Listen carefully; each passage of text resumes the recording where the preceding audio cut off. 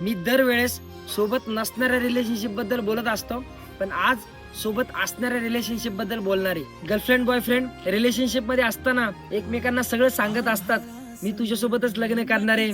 Family जरी मध्ये आली ना तरी मी तुझा साथ कधीच सोडणार नाही. ती दोघीही बाहेरून प्रॉमिसेस देत असतात, पण आतमधून मुलगी असो किंवा मुलगा असो त्यांचा वेगळाच काहीतरी प्लॅन असतो. ब्रेकअप व्हायची प्रोसेस ही कुठनं स्टार्ट होते हे आज मला सांगायचं. आधीच तुमच्या पार्टनरला विचारा की 100% तुम्हीच पाहिजे का अजून त्याचं फिक्स नाहीये.